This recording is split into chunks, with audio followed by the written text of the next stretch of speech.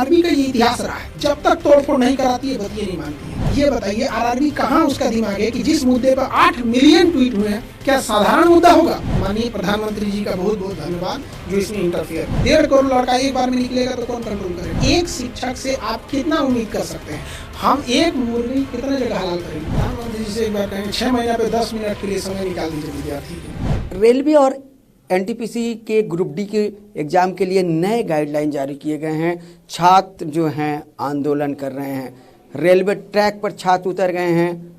हमारे साथ खान सर हैं, खान सर से बात करते हैं।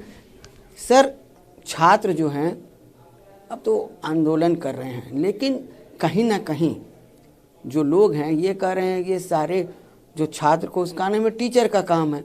आप शिक्षक हैं, आपने कितने छात्रों को आगे बढ़ाया है, आपको क्या लगता है? देखिए ये कुछ छोटे जो मतलब अनप्रोफेशनल मीडिया वाले हैं, उन लोग को कुछ भी नहीं मिलता है, कुछ भी चला देता है। प्रोफेशनल इंसान सोच समझ के बोलता है। ये सारा बात हुआ था 24 तारीख को रेलवे के एक नोटिफिकेशन से। रेलवे के एग्ज़ाम देने के लिए लड़का 2019 से वेट कर रहा था और उसका फरवरी में एग्ज़ाम होना था।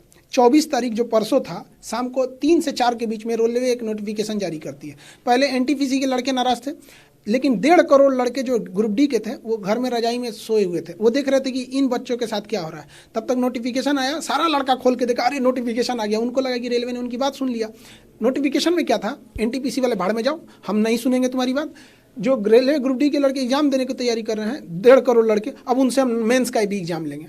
3 साल बाद आप बोलिएगा एग्जाम के 15 दिन पहले मेंस का भी एग्जाम दो, रजाई छोड़ के चला आया। 1.5 करोड़ लड़का एक बार में निकलेगा तो कौन कंट्रोल करेगा? हम लोग समझाते रह गए, अरे मत जाओ मत जाओ मत जाओ, कौन संभाल रहा है वहाँ पे? तो एक हम लोग तो खुद प्रशासन का साथ दे रहे हैं।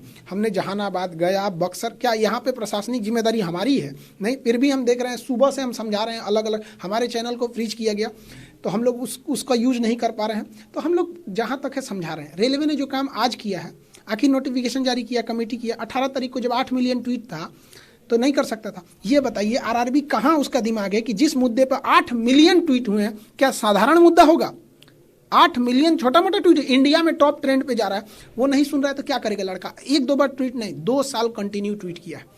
तो इसके बाद लड़कों की मजबूरी हो गई और हम लोगों ने भी लड़कों को मना भी किए थे। लेकिन जो अचानक जो प्रोवोक किया गया ना, लड़का देख रहा है 500 वही है, यहाँ से 1.5 करोड़ पहुँच गया। हम लोग आज भी रोक रहे हैं। 26 जनवरी को सुबह से हम लड़कों से भी कह रहे हैं कि आप कभी भी 26 जनवरी को ऐसा तोड़फोड़ नहीं करेंगे।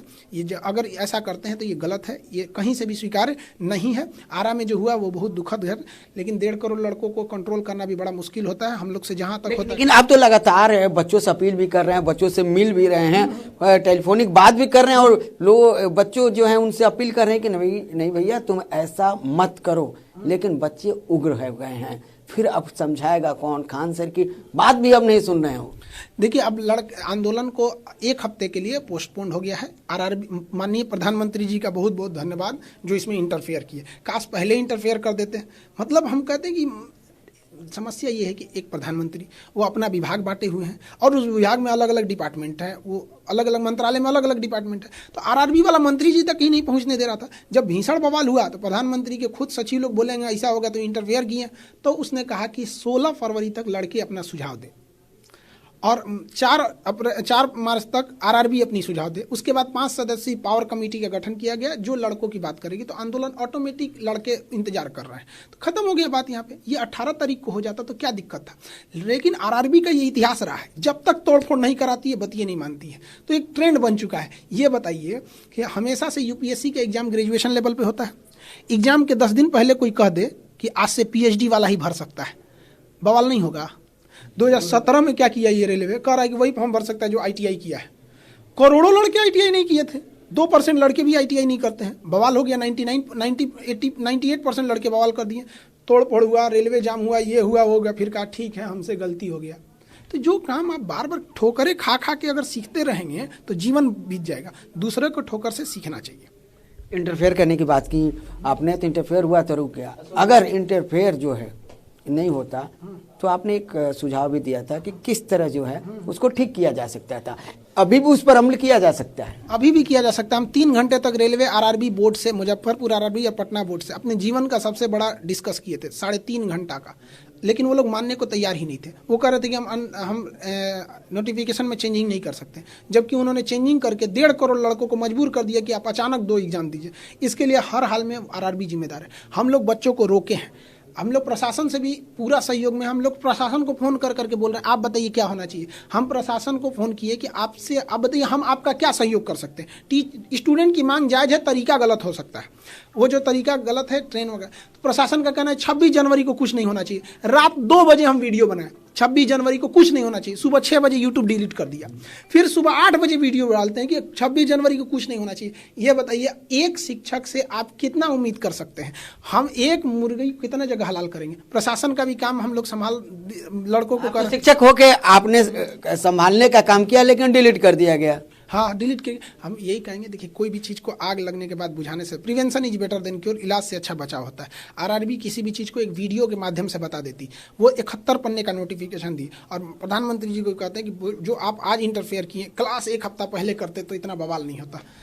छात्रों का नेता कोई नहीं है, सभी छात्र जो है खुद नेता हो गए। तो खान सर जो हैं, छात्र ने तो आपसे अनुरोध भी किया था सर आप लीड करो, लेकिन आपने लीड नहीं किया। हमको क्या जरूरत है लीड करने की? अनपढ़ को ना लीड कीजिएगा जी, पढ़ा लिखा इंसान को लीड कर सकते हैं। पढ़ाई की यही एक अच्छाई होती है, किसी का नहीं सुनेगा, सच की बात को सच कहेगा। हर लड़का अपनी हक की लड़ाई लड़ रहा है। ये 5G का जमाना है, यहाँ पे डिजिटल इंडिया हो चुका है, अब वो किसी का नहीं सुनेगा। खुद पटना के डीएम साहब गए थे टर्मिनल पे बात करने के लिए, चंद्रशेखर सिंह जी बहुत सुलझे हुए इंसान है, और आप खुद समझ सकते हैं जिसे पटना का डीएम बनाया गया, वेल एक्सपीरियंस वाला, वो गए बात करने के लिए, तो उन्होंने कहा कोई लीडरलेस है। जब डीएम साहब कह रहे हैं लीडरलेस है, तो इसका मतलब वो मतलब एक अधिकारी पटना का कह रहा है तो ये लीडरलेस ही है। हर लड़का का जेन्युइन मांग है, और जेन्युइन मांग नहीं रहेगा तो आप इतने बड़े मीडिया चैनल से हैं, क्या आप 8 मिलियन ट्वीट करा सकते हैं? 8 मिलियन है मतलब बात जायज़ है। यही हमारा भी।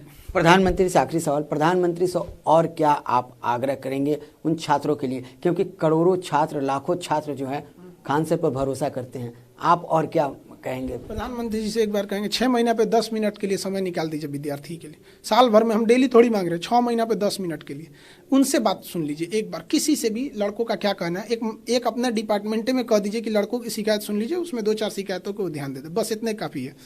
तो खान सर ने प्रधानमंत्री से मांग भी किया है और उन्होंने साफ तौर पर कहा है कि प्रधानमंत्री की तरफ से जो है इस मामले में हस्तक्षेप किया गया है। उनके डिपार्टमेंट से जो है साफ तौर पर कहा गया है कि 16 फरवरी तक जो बच्चे हैं वो अपना सुझाव भेजें, अब इसके बाद जो है आंदोलन नहीं होगा।